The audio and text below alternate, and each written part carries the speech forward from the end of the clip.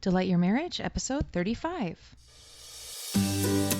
Welcome to the Delight Your Marriage podcast, the show where you hear from amazing and inspiring wives sharing their struggles, triumphs, and advice for this journey called marriage. Here's your host, Belah Rose.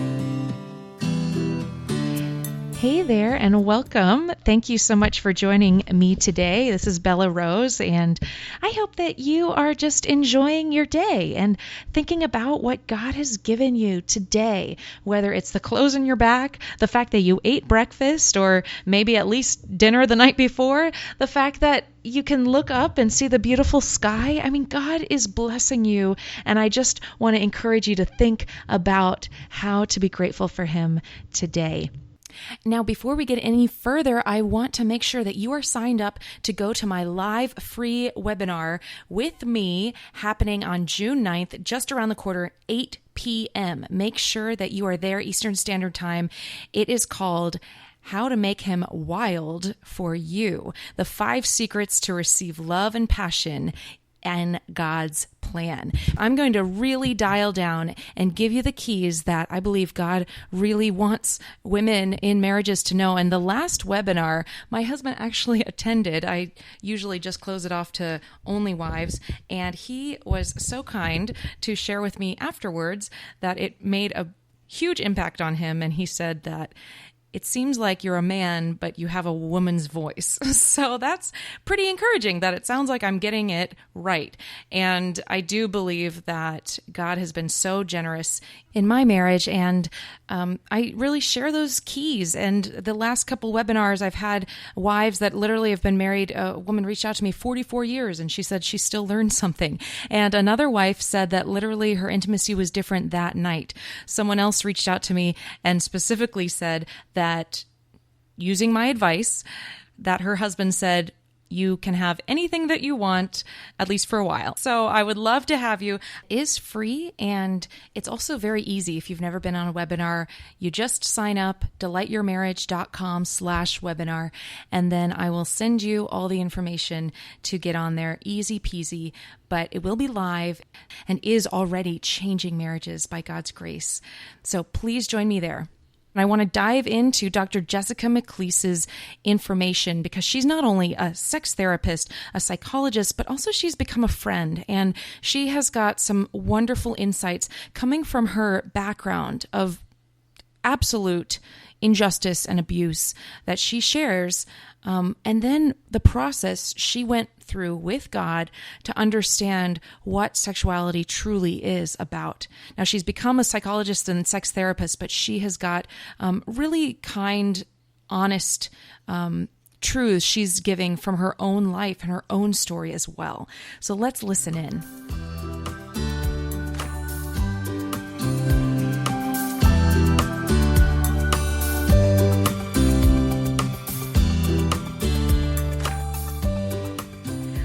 All right. Well, welcome back, Delight Your Marriage listener. I am really glad that you're joining me today. I've got a special guest with me, Jessica McCleese, actually Dr. Jessica McCleese.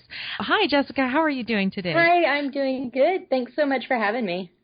Oh, absolutely. I'm really looking forward to this. And Jessica and I actually chatted a couple weeks back. Was it maybe even a month ago?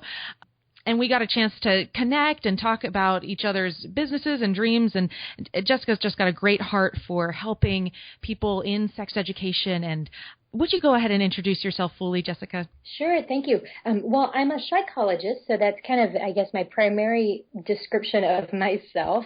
Right now I'm in Texas, but actually by the time this airs, I will be on the road to Virginia. So I'm relocating pretty much right now as we speak in the packing process and getting ready for that. But I am a psychologist, so that's most of what I do. But the other thing I've done outside of psychology is pursue my certification as a Christian sex therapist. So I'm actually most of the way through that process, but still working on it. So I am allowed to use the title sex therapist. I'm not certified yet, so I'm still working on that part. And I'm also a Christian sex educator. So I work with several different programs. We've got a program, and I say we because I'm part of a team, but we've got a program that we do together for teenagers that we're building right now that we're just really excited about. We have one for couples, one for singles. There's one for men that I'm actually certified in, but I don't use it much because it's really just better taught by a man. And then there's several other in the works that we're building on and working on. So I'm part of a really great group of people and a great team that I just love being a part of. That's awesome. Yeah, it sounds like you have a lot going on, especially right now. So, oh, yeah. Well, tell me a little bit about your family, what your day-to-day life looks like, if you could. Sure. Well, I have a husband, and we've been married. We're coming up on 6 years in July, so that's exciting. No kids yet. We do hope for kids, but we do have 2 rambunctious puppies, which is quite a bit bigger than she was supposed to be. We actually got them both as rescue dogs. And when we picked up Maya, she's our big girl, and we picked her up. She weighed about 4.5 pounds. She's now about 60 some odd pounds. She just turned a year old. Yeah. And oh my gosh. And her paws are as big as my hands. So I don't know. Oh my goodness. She's going to get, but they told us she was a beagle, and they were wrong for sure. So we've got our puppies. My husband just graduated this last weekend with his master's degree in literature and composition, and he's going to be pursuing more education. So he's going to be going on towards his doctorate as we move to Virginia, and he'll be teaching.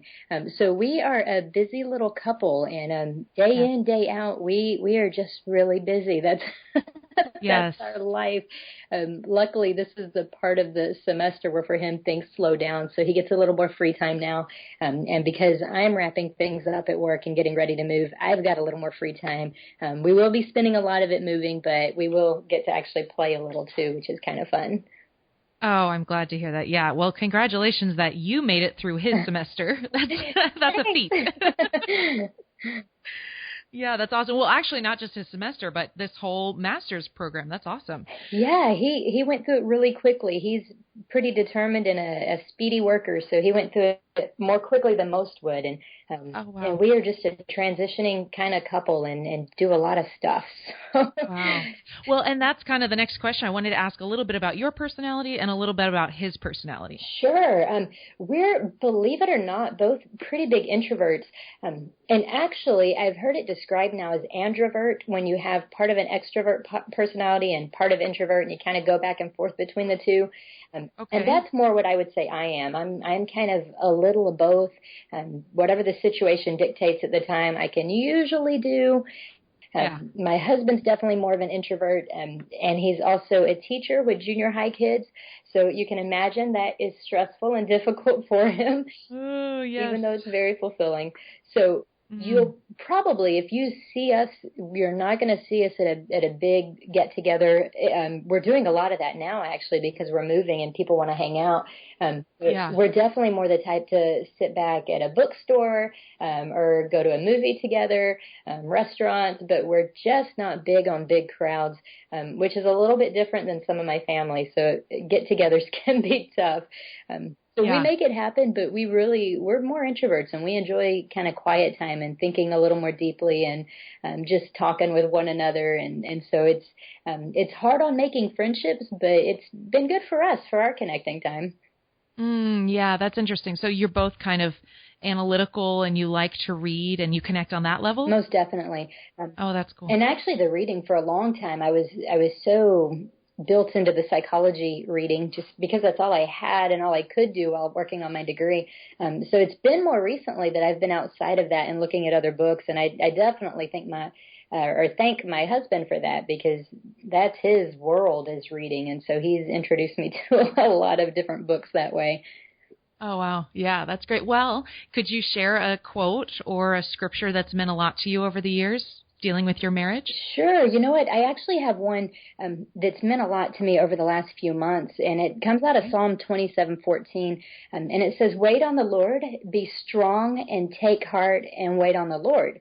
And what I love about this is, as I studied it more, I found out that there's 2 different types of wait being used in that scripture. And so one of them is the waiting that we kind of know what it means in general, the kind of sitting back and holding on. letting God move, I guess, giving him control. And the other part of the waiting is more that busyness. It's kind of like the waiter or the waitress would do at a restaurant. So it's the taking orders and the doing what you need to do and fulfilling whatever the command is. So it's been helpful for me because, like I said before, we're so busy. And somehow in that busyness, I've got to learn to sit back and just wait sometimes for God to do things that I believe he's promised me and things that I've been waiting for him to do. And I just have to kind of sit back and wait. But while I wait, it's okay to be moving and it's okay to move ahead. And I think as women, sometimes we're told how we take on too much. And I think sometimes we do. But I think at other times it's just part of who we are and the multitasking and the wearing lots of hats. And we can feel a little bit guilty sometimes when we do that for a while. But I think it's okay. I think it's okay to try to find that balance and wait on the Lord and also do these other tasks and things that we're supposed to be busy at. Oh, I really like that. I'm gonna be meditating on that scripture. Thank you for sharing that. Good. Those two different kinds of waiting. I like that a lot.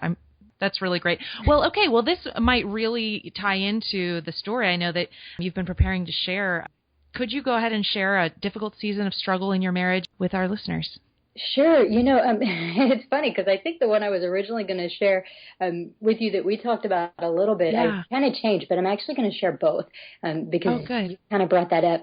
So part of the waiting that we've been in and part of our season is waiting for a baby. So we've been struggling with infertility. I guess depending on which one of us you ask, the answer might be different. But for a long time, we wanted to have a child, and we've just found that it's not happening yet for us.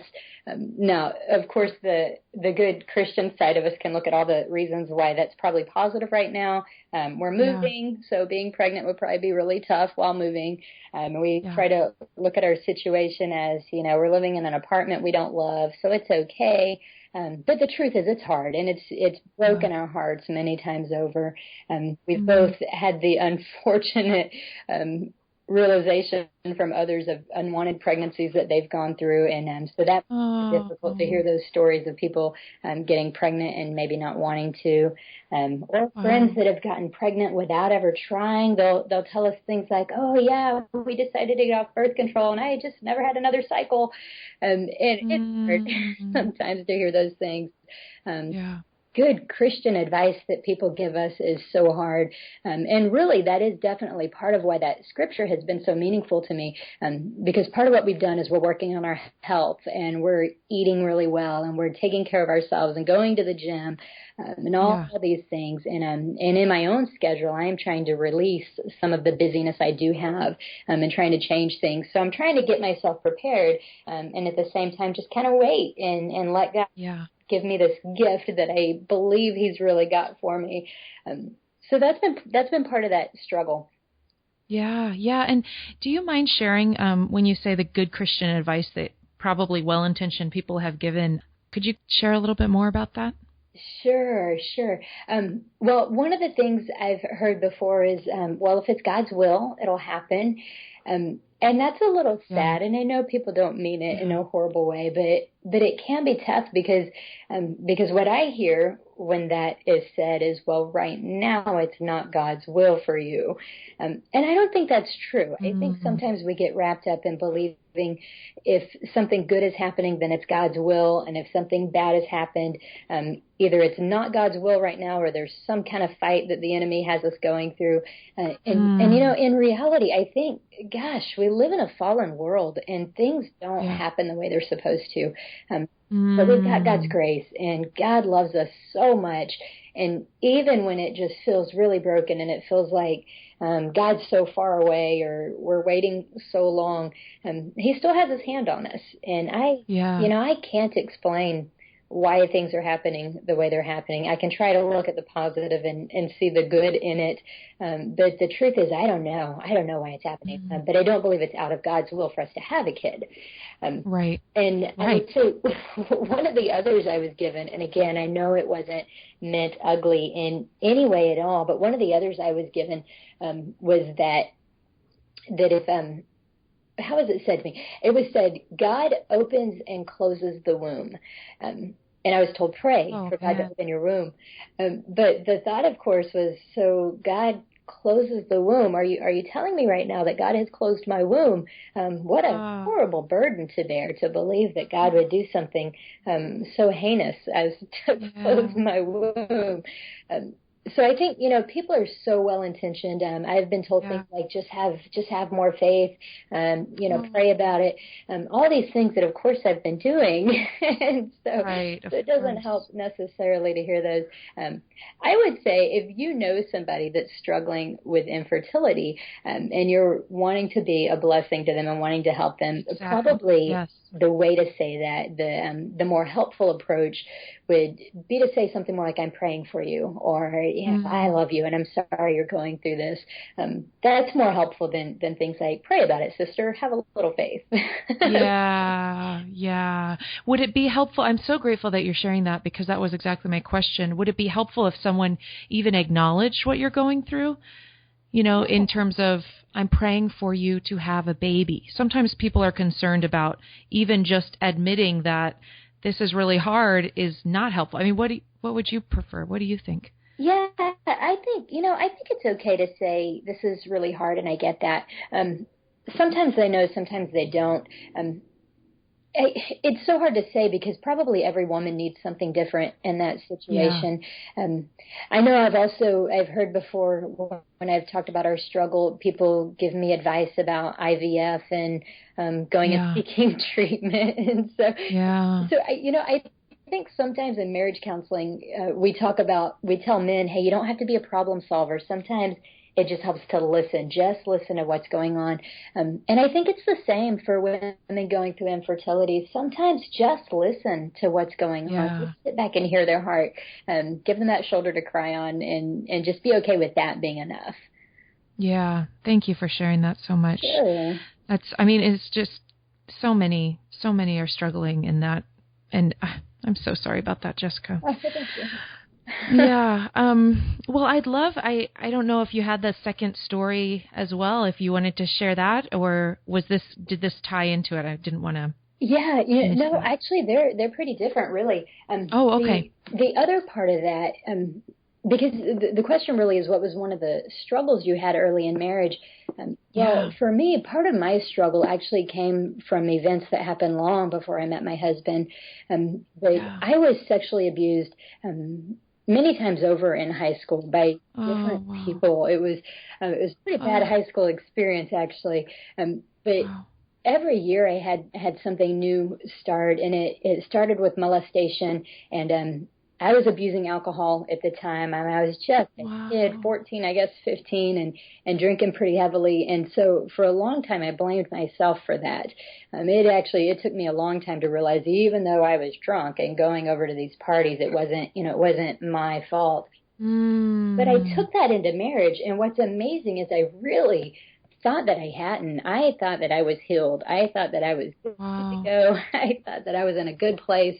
But it wasn't long after being married that I realized that I wasn't in such a good place. And so anytime that my husband and I would get into a moment where we'd want to be intimate, I would really kind of take it as, well, he's using me.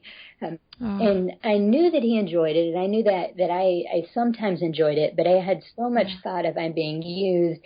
This is all guys care about. Of course it's going to happen in marriage.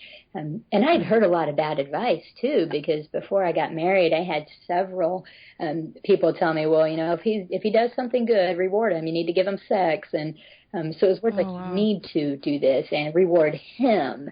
And so I really did have this belief that sex was for him and not for me. And it took a long time. In fact, it took until I decided to take some courses and learn more about sex education, which was just a God thing for me. But it took taking those classes where I realized how seriously impacted I still was by my own past, and how much grace I needed to not just receive from God, but to give to myself and then also to my husband. So I had to completely retrain myself of what I thought sex meant and what I thought sex was to what it should be and could be in marriage. So that took a lot of work. And, luckily my husband was able to stay with me through that. I'm sure it drove him nuts at times. Wow. But we've grown a lot in that area, and we've been able to have very frank and open discussions now, which was certainly not the case at the beginning. It was ugly at the beginning. Wow. So first off, can I just back up a little bit and just understand when you say sexual abuse when you were young, so that involved going to parties and then not knowing what was happening. And then we just had an interview with a woman who talks a lot about the mentality of a rapist. And so often nowadays we think that, okay, the woman's are the wrong, we act like it's the victim's fault constantly. And really, I mean, this mentality of rape, so often we don't call it rape outright because we act like somehow just the fact that the woman was there, she's an open target or something along those lines. It's horrible. And so that's probably something you really had to deal with in getting over this, getting through this. Yeah, for sure. I went to counseling, I think for 2 years. I want to say it was for a couple of years. So God just took me so many places, really. It's kind of amazing.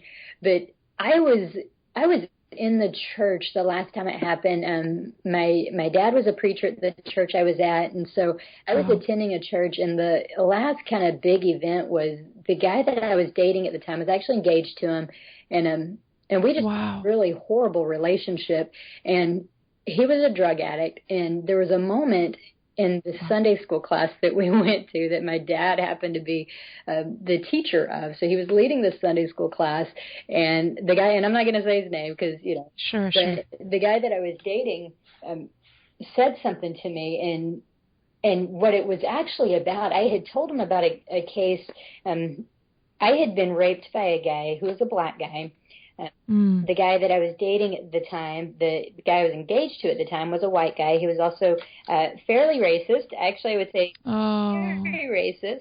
And so I had told him about this story, and he had listened to it. And he was actually the first person I ever told about what had happened to me. And so I told him about it, and then because he was racist, he had a real issue with it, but I didn't know that at first. So right before that Sunday school class, we had actually gone to breakfast together, and for some reason, he asked me if I'd ever slept with a black guy. And I kind of didn't know how to handle it because I was thinking, oh my goodness, I told you this story. And so what I answered was, well, that's the one I told you about. And I thought, certainly he remembers it was a rape. Like, certainly he gets that. But he got very angry, and he sped me over to church, and he dropped me off at Sunday school. And we weren't there but about 5 minutes. We're steaming. He jumped up and said he was leaving and asked me if I was coming. And unfortunately I did, because I think I was scared. So I did go. He dropped me off at home. But later he told me the whole reason he reacted like that was because he felt like sex would have been so much better because of these lies that he believed with this black guy that he could never please me, which was horribly disappointing for me because I felt, well, my goodness, I told you this heartbreaking story, and this is how you believe it. This is how you see it. And so it took a long time for me to get to the place where I realized, okay, no, this really was rape. And even in counseling for those 2 years, it took a while for me to get to the place where I would even use that word. And I remember telling my therapist at one point, I was like, it's just easier to say it was bad sex. And we'll just call it bad sex. And it took a long time for me to be able to say, no, this is true. I was victimized. I was done wrong. This isn't okay. And it's not the way sex is supposed to be. Right. And I really believe that's why I brought it into my marriage as well, because I had these deeply ingrained beliefs that had almost been proven true by others, even though I know it's not true, had been proven true by others. Yeah. Yeah. Yeah, gosh, and so when you talked about having to actually agree that it was rape, what did that do for you inside, that you were able to let that go? Were you able to say this wasn't my fault? I definitely wouldn't say so. Not at that point. It took quite some time after that. In fact, I remember one moment, and it was in prayer. It was a long time after this. So after that whole incident happened, Yeah. I knew that I wanted to go deeper in my relationship with God. Felt like I was kind of away from God for a while. Yeah. And so the way I did that was by going to school at a Christian college. And that's when I started counseling and going to therapy. Okay. And then in that process, I became a counseling major. That was not my major, but I changed majors. So all this was happening, and probably people around me kind of thought that I was maybe spinning a little out of control and trying really hard to do some things that maybe I wasn't supposed to do. But I think the one for me that was the hardest transition was when I felt like God was calling me to help people that are sexually broken. Yeah. And I remember feeling that calling very strongly and feeling like God was telling me, this is what's happening next in your life. And I remember just breaking down and thinking, God, you're talking to the wrong person. Somehow you don't know what I've been through. And I thought for sure, I'm hearing you wrong. This is about me, some kind of hero complex, because it's not what you're calling me to. And I remember just ending that prayer kind of saying, God, if you really think this is true for me, then you've got to do something, because I am a mess. I'm broken completely. And I think for a while after that I still was, but it was in that place of being able to say, okay, God, I'm broken. Come fix me, that he was actually able to start doing so. But I mean, years after that, and my goodness, I was married for several months before I realized, hey, maybe this is actually what's impacting me. Wow. And I'm a therapist. I'm supposed things. So it's amazing how blind sometimes we can be to the things that God has for us because of our own hurts and brokenness. Oh, yes. And I think sometimes the enemy tricks us on purpose in those particular areas because he wants to undermine our confidence in actually being able to help people. If we're like, oh, well, I can't actually help them because here I'm having this struggle. There's no way I could be helping them. I think it's a big deception by the enemy. Absolutely. I was just going to say, what's crazy about that is people believe the opposite, too. So we get kind of stuck in these belief patterns of believing either, well, I can't help because I'm going through this, or believing I can't help because I've never gone through that. You're right. I think it's definitely a deception of the enemy where we can't just rely on the truth that God uses us. And whether we've been through a situation or not, he can use us in powerful ways if we'll kind of sit back and let him. I love that. Yes. And I'd love to hear, from the therapist side, from the psychologist side, Dr. McCleese, can I ask you, a woman that comes into marriage with a past of rape or an abuse, I mean, what are the things that she needs to kind of in her heart have either maybe gone through or maybe some steps that she needs to take having gone through what you went through? Sure. For sure, counseling, definitely counseling, but not just anybody. I would say find a counselor that you feel like you can kind of connect with. I tell people all the time, if you are trying to connect with a counselor, spend 10 or 15 minutes on the phone with them and just see if maybe they're a good fit. Because if they don't have 10 or 15 minutes to give you, then you may not find you have their full attention in session. I know I could be wrong about that, but I just feel like if you really want to know if you're going to be a good fit, spend some time before you go in. But if you go in for a session or two and feel like it isn't a good fit, it is okay to leave. So I would suggest for sure find a counselor, someone that's trained. Now, that being said, the therapist I went to was not trained in working with any kind of recovery from sexual abuse or sexual trauma of any kind, but it was still very effective for me to go. But honestly, so much of my healing came from learning a lot about sexuality, learning about what it's intended to be, learning about God's plan for us in our sexuality, because really, counseling was helpful. It was incredibly helpful. Marriage has taught me a lot too, but I think without having gone to these classes and learned these concepts of how God sees sex, I don't think I would have gotten it any other way. So I would say educate yourself too. Get in circles of women who are have a good head on their shoulders about sexuality. Follow this podcast, ladies. It's so good. And, talk to women, follow other women who are doing marriage work and talking about sexual intimacy. Because, I think it is. I think it's just a lie from the enemy. And so many women have been through sexual abuse. I mean, the numbers are just staggering and really disheartening.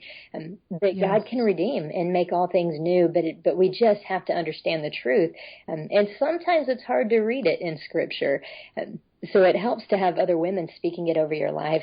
So I would say those would be the two things biggest. Get some counseling, but get in with other women as well that seem to maybe be at a stronger place than you. They don't have to be completely healed, just a little bit stronger to help you along. Yeah, no, that's really good. I completely agree with that. And I'm interested when this lie came up of this, well, he's just using me, or sex is just for him. Mostly, the male is the one with the higher drive. The male is the one that really needs sex to feel loved. And I'm interested, how were you able to kind of move from that lie of he's just using me, it's just for him, into a place of where you are now? Like, I'd love to kind of hear that process of how you were able to understand these competing ideas almost. Yeah. I wish I had a step-by-step process for you. Of course. Unfortunately, there wasn't really a step-by-step. I think it came over time. It took me a while to realize the impact that I was having on my husband. And I can't remember the moment, but I remember different conversations with him. So what I would do is I wouldn't really initiate at all because, I felt used, so I wasn't initiating. Sure. And then there were times when I would initiate right before I was going to start my cycle because I thought, well, gosh, if I'm not allowed or not able to have sex with him for a week, then, what if he goes somewhere else? And so I would initiate out of these fears. Which, of course, wasn't any good for him. And so we had a bit of a cycle going on that I didn't even realize was in place until he kind of confronted me about it. Not in an ugly way at all, but just told me, it feels like you keep doing this and this really hurts me. So we talked about that. And, I remember another moment in gosh, I don't want to say this in a way that sounds too intimate or graphic. I'm definitely not meaning it that way, but there was a moment during our intimate moment together where afterwards I was able to say, and I think I just thought it, I don't think I said it, but I had this realization all of a sudden of, oh my goodness, we are one. We are truly one. And I definitely think that was inspired by God, where he was showing me, this isn't, you're not being used. This is, I created this. This is for you because I love you. And so it was really kind of this beautiful spiritual moment. And I can't tell you how it happened. I mean, I don't remember anything being ultimately different about that, except for this realization I finally had that this really is us. This is us being intimate and becoming one. And this is something God designed and God loves and God smiles at. And I don't have a step-by-step. I have tips. Sure, please. I mean, I wanted to pull out from what you just said of almost like, we can't, and I feel this way constantly. I write about this, I learn about this, I read about it, and I help others with it. But at the same moment, it's still what Paul talks about. It's a mystery. At the same moment, it's just incredible how this is. But it was cool to hear that you actually, it was through experience of like, my goodness, here we are, one in this intimate encounter, and that kind of, your understanding of it flowed from that. Is that kind of experiences kind of helped? Absolutely. Okay. Cool. Well, the tips that you were speaking of, I'd love to hear. What you. Sure. I mean, we could talk about this for a long time, probably, but we'll stick with kind of some basics. So one of the things that people can do, we kind of call it watching from the headboard. One of the things that people can do is they kind of get outside of themselves almost during sex, and instead of concentrating on what's actually happening between them, the couple can get to where they're kind of watching themselves even more than their spouse. Sure. Oh, absolutely. Get really concerned about every little movement and everything that's being said, so much so that it's just not that enjoyable or that much fun. So one tip I would definitely give you is to get outside of yourself a little. So it's definitely okay to concentrate on yourself some and to feel those good feelings and to understand and take note of that arousal, but also to really try to provide that for your spouse.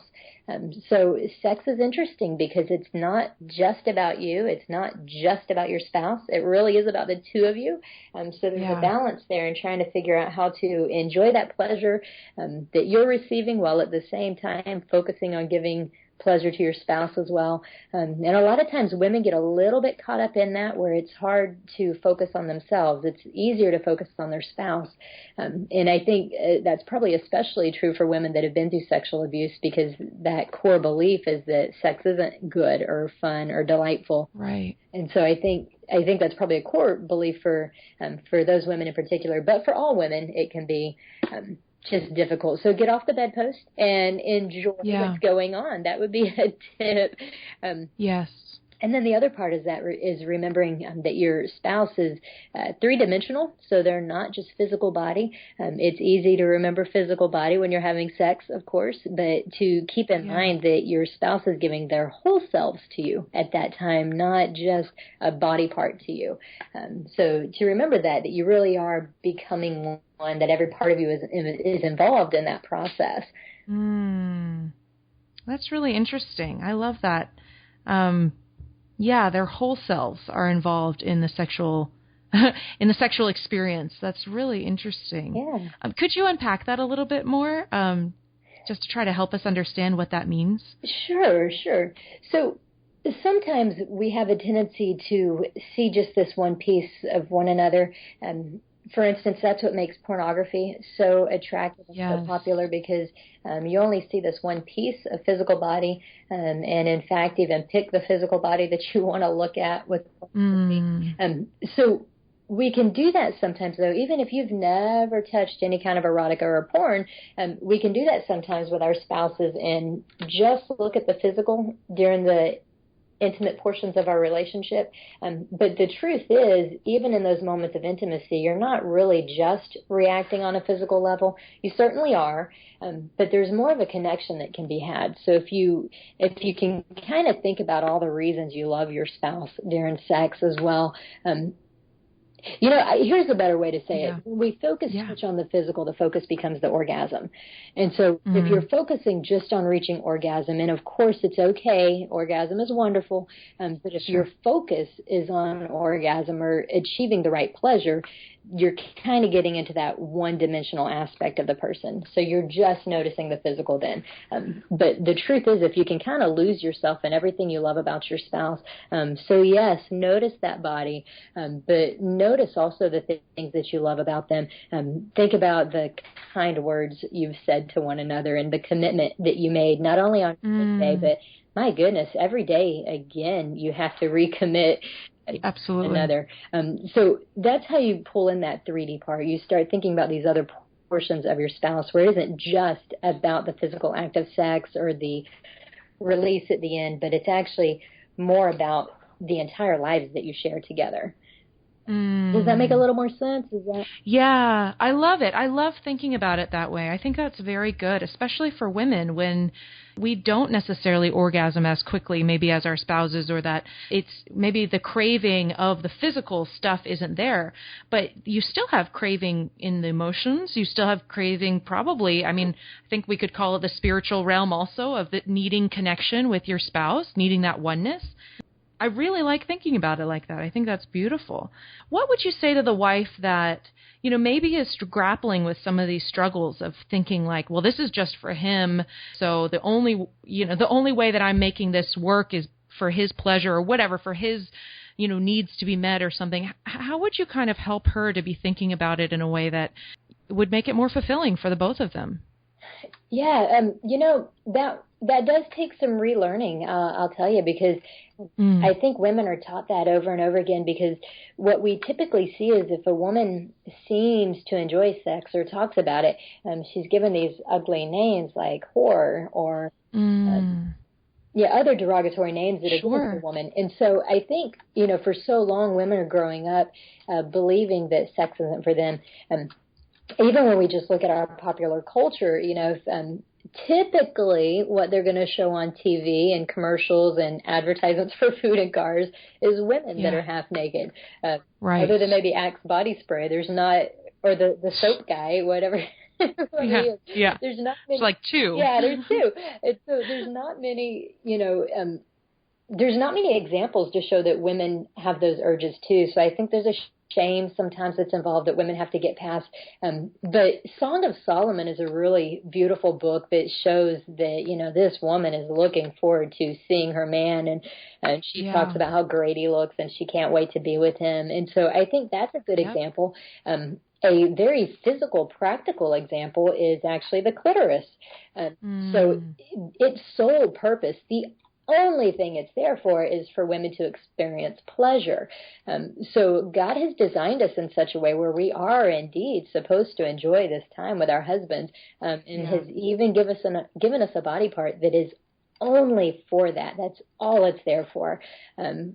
For the man, while he derives pleasure from his penis, he also uses it to go to the restroom. Right. Not how it works for women. So we know that God absolutely designed us in such a way where we're supposed to experience pleasure and shouldn't be ashamed of that. Scripture even talks about that too. We can read about the woman's body being pleasurable to the man, but we can also read about her finding pleasure in his body and seeing his body as strong and masculine and fun. So I think we can definitely see that that's true. The harder part is allowing ourselves to believe it's true. And I think there's a lot of reasons for that. The other thing is women are typically the ones to kind of sacrifice and be the nurturers and take care of somebody else. And we have a hard time sometimes letting someone be that for us. But that is designed by God. It's okay to sit back and enjoy your intimate relationship with your spouse, and it's definitely okay to enjoy sex. Probably if you're struggling with it, this one podcast is not going to be enough to believe it. But I would encourage you to listen over and over again to other people that are saying the same thing and start embracing some of that truth and believing it on your own if you're going through something similar. Yeah, that's awesome. Yeah, I keep going back and forth calling you Jessica or Dr. McCleese. Which one would you prefer me to? It's perfectly okay to call me Jessica. That's fine. Okay. But listener, do realize we are talking to Dr. McCleese when I say Jessica, because she, everything that you're saying is so packed with all of your educational background as well as your experience background. So I just love that. And I do appreciate that you pulled out, this is going to be a process. This is not if there's a husband listening, like my wife should listen to this and you forward this to her, this one podcast is not going to fix it. But it is something that daily, I even find that's definitely in my first marriage, I really had to struggle with that. Sex is just for him. And the interesting thing, how interesting our, God has made bodies. And I know this isn't every woman's experience, but for me, sex was incredibly painful when I thought it was just for him. And I didn't understand, so many dynamics of sexuality. It wasn't until I really committed to learn this thing. But a lot of times we can't even begin to physically respond in a positive and good way. And like you said, in a natural way, the way the clitoris was designed to respond and all these things, if we in our head think that, oh, we're doing something dirty or sinful or something that reminds us of the past. I mean, I think that's a very key part of your story and how you can help so many women is understanding that sex is a shame or something along those lines. I mean, can you give us maybe some more insight on what a woman that has gone through that particular trauma really has to kind of do to move out, and maybe some other thoughts that were helpful? Yeah, I do want to say absolutely what you were saying is just spot on. So definitely if you're focused on the past or you're focused on believing a lie that sex isn't for you, then yeah, absolutely. It's not going to be for you. You're not going to enjoy it. It's going to be painful. So absolutely, that's spot on, because part of enjoying sexuality or enjoying that intimate relationship is getting out of your head a little. Now it takes time, and a lot of times it is harder for women, even, whether you've been abused or not, a lot of times it's harder for women, because interestingly enough, it's kind of how our brains are created. So men usually connect, one point to the next, and we need that in our lives. We women need that in our lives. But women usually connect 50, 60, 70 points at once. So just about at any time, if you ask a man what he's thinking, and we've all been there, right? Where you ask your man what he's thinking, he's like, and we don't believe him. Because for women, there's not a time when we're not thinking about something, and usually several somethings at once. So it makes it incredibly incredibly hard if you've been through abuse to go into an intimate time or an intimate moment with your spouse and not have your mind just going nuts with all these other things. Be it as light as what you need to make for dinner after you're finished, all the way to, gosh, this reminds me of so and so, and it's not good. So I mean, our minds can go crazy, and a big part of it is, like I said before, just trying to get that focus on your spouse and kind of off of yourself. So it's okay to kind of go through an exercise and just think for a moment, what do I feel the tingles right now? What feels good? Do I feel pain? Because if so, maybe I could move a little and communicate that with your spouse. But at the same time, look in your spouse's eyes. Talk to him if you need to during that time. It is definitely okay to say his name out loud. Look at him. So say what you love about him. I love your shoulders or your arms or whatever it is, so that you can keep yourself focused. Because what we talk about is what our mind is on. So we can have lots of thoughts going through our mind, but when we actually make ourselves speak, our thoughts just get more directed to what we're saying. So I would encourage you, for anyone that's struggling in their sexual relationship, finding that it's really hard to stay focused, whether it's from past trauma and hurt, or whether it's just because it's hard to focus sometimes. I would encourage you, talk to your husband. Tell him what you like. Tell him what he's doing that feels really good. If he's willing to listen, guide him and direct him a little in a nice, loving way. But I would encourage you, stay focused that way. And for some women, it helps to pray a little bit too. So if you're starting to be intimate and you realize, gosh, I'm thinking about past trauma, give it to God. God's there, and He loves that you guys are embracing one another. He plans on that. So talk to Him in that moment. Just say, God, help me out here. I want to be focused on my spouse. Help me do that. And I believe He answers those prayers. Yeah, I love those keys, because I absolutely fully agree that it's not the easiest thing to say, just focus, like just stay in the present. And I have a quick resource, 8 secrets to help women stay present in the bedroom, that I'll link up in the show notes. But because it's similar to what you're saying. It really is getting your words in line. And I want to kind of go into that a little bit, because I love what you said, when we actually make ourselves speak out loud, that kind of brings that extra attention on what we want to be focused on. And I say that a lot when I'm thinking about affirmations before making love, when I'm like maybe preparing and I'm like, I'm not really in the zone here, but I might then say it out loud that I really love this about my husband. I love that he craves this experience. I love that, he's so enraptured by my body. These kinds of things I'll say in advance, but also I love that you give some tips about speaking in the bedroom. And I know as Christian wives, a lot of times we think we have to be chaste and holy, and, how am I supposed to say anything in the bedroom? I mean, could you give some guidelines for women that might be really struggling in that area? Yeah. Well, I wish I knew where the exact scripture was. I don't, but the one that came to mind as you were talking, there's a scripture that says that the wife's body is not for her, it's for her husband, and the husband's body is not for him, it's for the wife. So we know that it's definitely a good thing to delight in our spouses. Something that can be helpful, and sometimes it takes a little bit of kind of training and processing and getting ready for an exercise like this. But it can be really helpful just to check your spouse out, look at their body and think about, what are some of the things that I love most. And you're doing this well if you can comment on something about that physical appearance that kind of drives you wild. It does not have to be something that would be seen as incredibly intimate. Like my husband and I joke about it. I love his arms. I always have. That wouldn't be considered this, highly intimate or erotic area, but they're mine, and And so I think it helps to look at that. What are those places on your spouse? Whether it's his smile or his eyes, maybe even his nose or his hair. What is it that you can say, this I really love? And be proud of that. Be proud of your spouse's body. But beyond that, again, it's not just physical. It's all these other pieces. So think about those other things. What does he inspire in you? How does he make you a little bit better? Because truth is, if your marriage is going well, you should be making each other a little bit better in some area. Iron sharpens iron. We help each other out and we grow each other.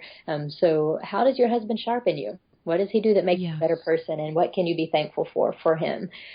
So I would say concentrate on some of those things. And if you find that there's just this disconnect, I would just tell you, lady listening, please know that it may not be you. Sometimes it is the man. And so I would say if there's this, if there's this disconnect and you don't feel like you're connecting, and whether you believe it's more on you or more on him, I would say it's a couple problem. It's both of you. So a loving counselor that can help you through this and work with you, or another couple that can help you through this, so that you can connect, because, sex is a gift for both of you, not for just one or the other, and not just one or the other is impacted when it isn't going well. So I would say work together on it. Find someone to support you in that process.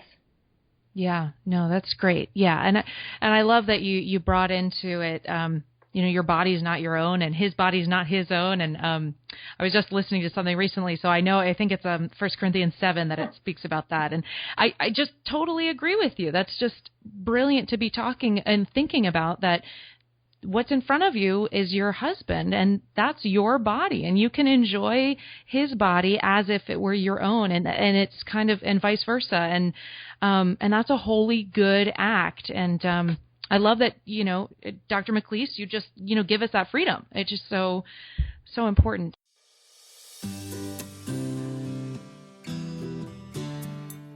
Yeah, that's just such a powerful story. And thank you so much, Jessica, for being so open and honest with us. I know she and I have been talking back and forth for a while now, and I really honor that she was willing to share some of the more significant trials that she's had. I hope that you can relate and you can have hope that God is going to do some amazing things in your heart as well. Don't forget to pick up that resource. Go to delightyourmarriage.com, and you'll see on the right-hand side a little picture that says 8 secrets to staying present in the bedroom. So pick that up. I've had some really great feedback that's been very helpful advice and insights. So check that out.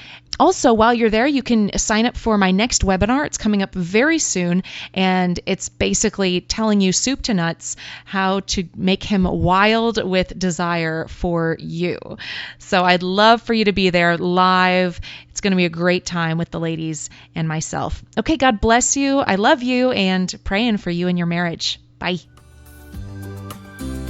Thanks for being with us. If you loved, liked, or just found this episode interesting, go to delightyourmarriage.com and continue the conversation in the comments. Until next time, live with love, wisdom, and passion.